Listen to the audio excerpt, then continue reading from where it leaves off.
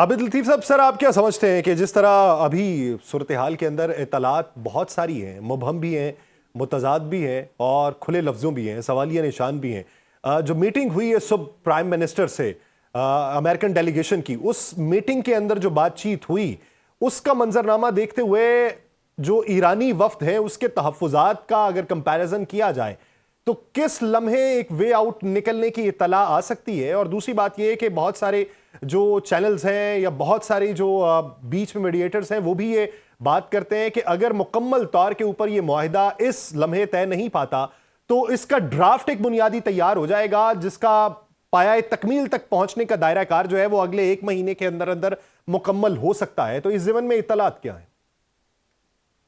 जी देखिए, बहुत शुक्रिया जी अदम मुझे साहब आप चैनल में बिल्कुल लेने जो के है लिए। वो जी जी, हसन साहब, मैं जरा आबिद लतीफ़ साहब का मौक़िफ़ ले लूं फिर आपकी तरफ आता हूं।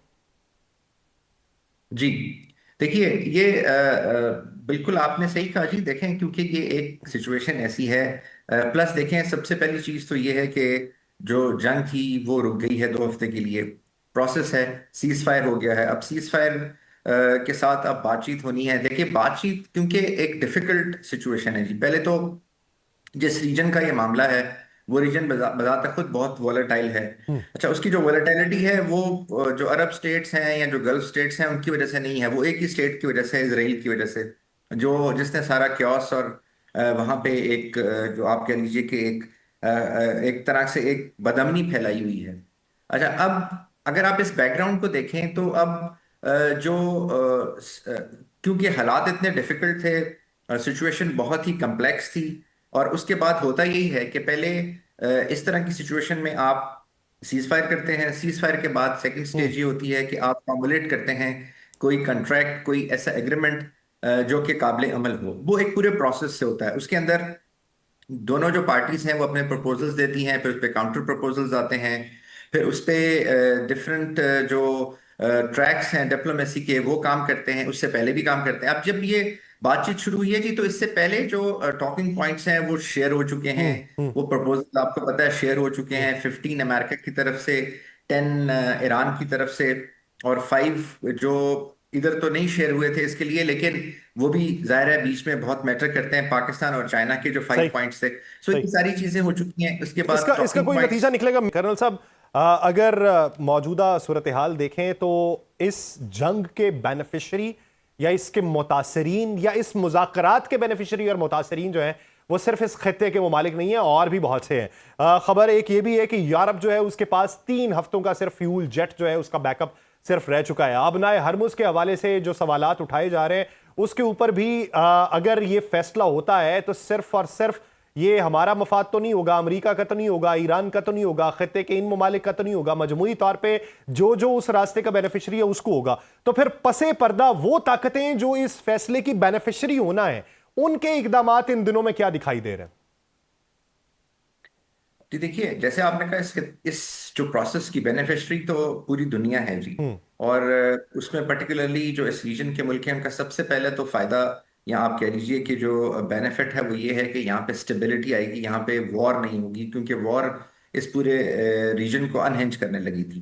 उसके साथ साथ देखें, अगर आप इकोनॉमिक टर्म्स में बात करें तो डेफिनेटली ये जब ईरान के ऊपर से इन मुज़ाकरात के बाद सैंक्शंस हट जाती हैं तो ईरान टेरिटोरियली भी जो दुनिया की जो ट्रेड और कॉमर्स की जो हाईवेज हैं उनके साथ लिंक हो जाएगा। सो एक बीच में जो एक वैक्यूम था एक टेरिटरी का, जिसकी वजह से सेंट्रल एशिया नहीं लिंक हो पा रहा था, ये रीजन नहीं लिंक हो पा रहा था, और ये जो अरेबियन सी और ये इसके साथ का जो वेस्ट एशिया का ये वाला इलाका है ये नहीं लिंक हो रहा था चाइना के साथ, सेंट्रल एशिया के साथ, तो वो लिंक हो जाएगा। तो एक एक्टिविटी चीज डेफिनेटली बढ़ जाएगी। हम्म।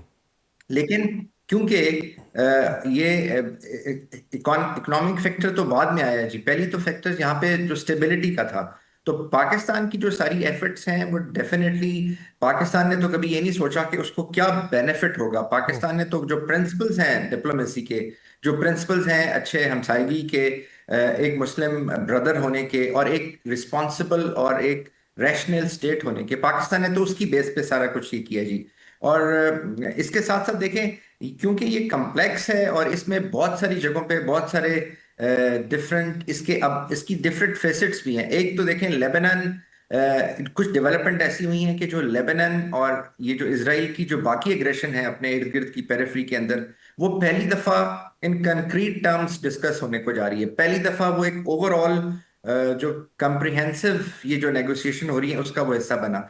दूसरा एक और फिनोमेना पहली दफा हुआ है कि जो यूएसए है जिसने इसराइल को एक्सेप्शनलिज्म ग्रांट किया हुआ है, यानी इसराइल कुछ भी कर ले उससे पूछा नहीं जाता, चाहे वो इवन वो उनकी कांग्रेस में आके, अमेरिकन कांग्रेस में आके अमेरिकन प्रेसिडेंट को बातें सुना देते हैं, लेकिन उनसे फिर भी नहीं पूछा जाता।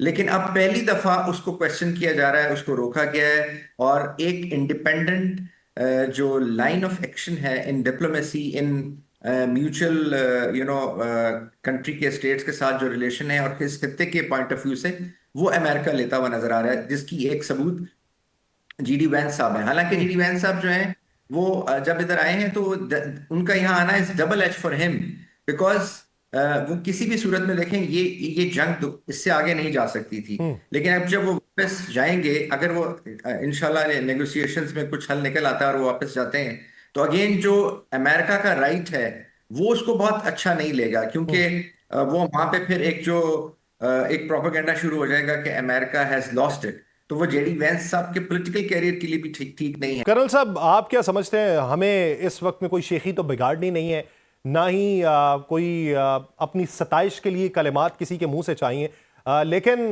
कहीं ना कहीं पे तो उसका तज़किरा ज़रूरी होता है। हमें कुछ दिनों पहले तक ये बात सिर्फ कही जाती रही कि हम पैगाम रसानी का काम कर रहे हैं, हमें बात ये कही जाती रही कि आपको तो सिर्फ वेन्यू देने की बात हुई है, आपकी अहमियत इससे ज़्यादा कुछ नहीं है। हमारे हमसाया ममालिक के अंदर ये बात हो रही थी, लेकिन आज इन दोनों डेलीगेशंस का अलहदा अलहदा वज़ीर आज़म से मिलना और उनके सामने अपनी गुजारिशात रखना या अपने निकात रखना, ये किस हद तक अहम है और इसे दुनिया किस नजर से देख रही है?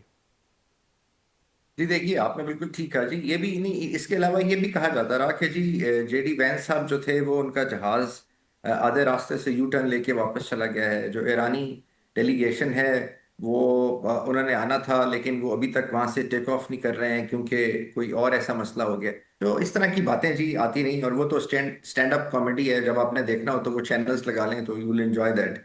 लेकिन देखें, ये बहुत सिग्निफिकेंट है जी, क्योंकि जो इससे ये जाहिर होता है कि जो प्राइम मिनिस्टर हैं हमारे, वो खाली फैसिलिटेशन नहीं कर रहे, वो मीडिएशन भी कर रहे हैं। क्योंकि जब बहुत मिसट्रस्ट हो, आप जब डायरेक्ट बात ना कर सकते हो, लेकिन एक ऐसा इंटरमीडिएटरी हो जिस पे आप दोनों का ट्रस्ट हो, तो फिर आप पहले उससे बात करते हैं और दोनों साइड उससे बात करते हैं, फिर वो दोनों साइडों को थोड़ा सा एक साइड से बात करके उनको समझा के उनके पॉइंट ऑफ व्यू लेके दूसरी साइड के पास जाता है, फिर उनसे बात करके उनसे समझा के उनके पॉइंट ऑफ व्यू फिर पार्टी वन के पास लेके जाए जाते हैं, और फिर टिल द टाइम के फिर वो आपस में, यानी ये थोड़ा सा कॉन्फिडेंस बिल्डिंग हो जाए, थोड़ा सा एक बॉन्ड होमी, थोड़ी सी फंक्शनल बॉन्ड होमी क्रिएट हो जाए, और उसके बाद दोनों फिर एक टेबल पे बैठ जाए again under the auspices of the same mediator.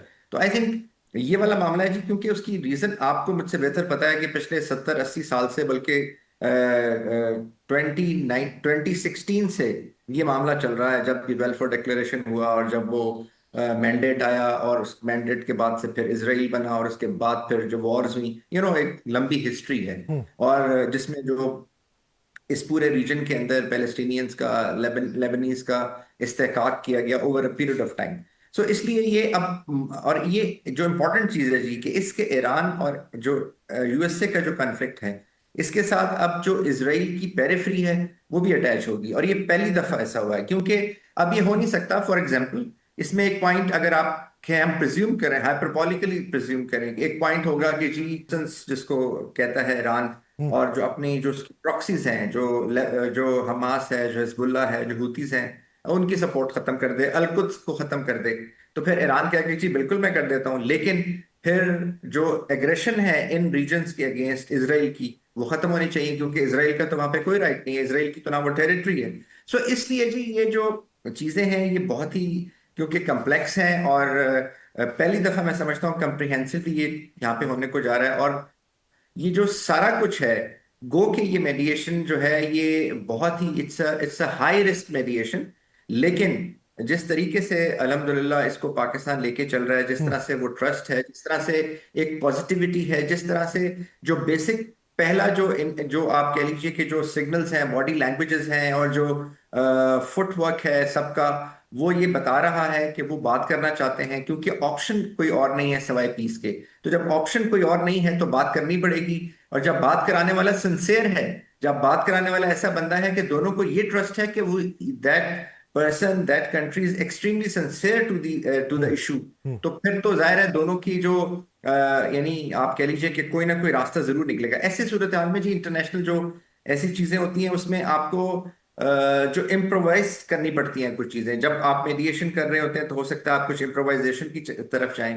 फिर जो इमोशनल बैलेंस है वो रखने के लिए भी आप कुछ ऐसे मेजर्स करते हैं कि जो टेम्परेचर बहुत हाई हुआ है वो एटलीस्ट कुछ नॉर्मल हो जाए। क्योंकि जो क्योस है, देखिए इस रीजन के अंदर, इस मामले के अंदर वो बहुत ज्यादा था। बात जो है वो ऐसे एक मिसट्रस्ट की है जो डिकेड्स का है, तो वो फौरन तो खत्म हो नहीं सकता, फिर उसके साथ बहुत सारा बैगेज है।